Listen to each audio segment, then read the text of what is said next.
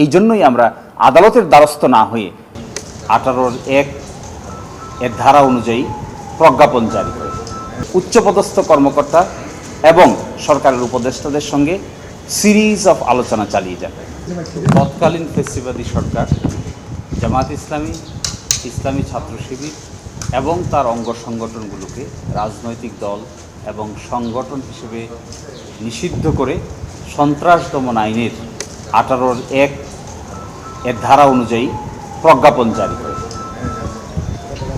5 তারিখে তৎকালীন সরকারের পতন হয় এবং জামায়াত ইসলামীর নেতৃবৃন্দকে সেনাপ্রধান সহ মহামান্য রাষ্ট্রপতির দপ্তরে আনুষ্ঠানিকভাবে আমন্ত্রণ জানানো হয়।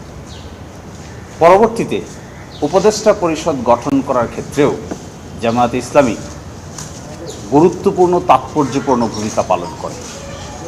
অর্থাৎ কার্যত জামায়াত ইসলামীর সঙ্গে বর্তমান সরকার এবং আন্তর্জাতিক কমিউনিটি একটি স্বাভাবিক অন্যান্য রাজনৈতিক দলের মতোই কাজকর্ম চালিয়ে যাচ্ছে। তথাপি একটি প্রশ্ন থেকে যায়, যে নিষিদ্ধের আদেশটি তারা দিয়েছিলেন তার ভবিষ্যৎ কী হবে। মাননীয় প্রধান উপদেষ্টার দপ্তরে বিস্তারিত আলোচনা হয়। বিস্তারিত আলোচনা হওয়ার সাপেক্ষে আইনজীবীকে দায়িত্ব দেওয়া হয়।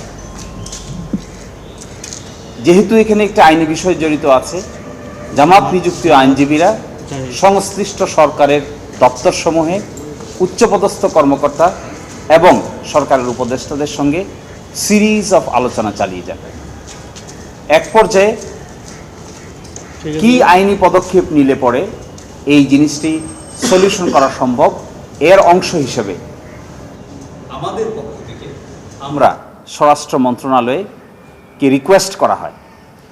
এই রিকোয়েস্টের অংশ হিসেবে তারা আমাদেরকে জানিয়েছেন সকল প্রশাসনিক কর্মকাণ্ড সম্পন্ন হয়েছে, আজকে সরকারি ছুটির দিন।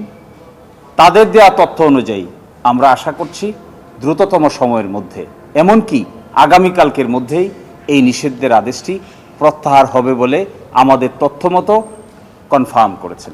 এই কাজ যারা নিষিদ্ধ করেছে তারাই এটি প্রত্যাহার করতে পারেন, এই ক্ষমতা আছে। এই জন্যই আমরা আদালতের দ্বারস্থ না হয়ে সরকারকে সংশ্লিষ্ট পদক্ষেপ নিয়ে বাতিল করার জন্য, আইনগত পদক্ষেপ নেওয়ার জন্য আমরা অনুরোধ জানিয়েছি।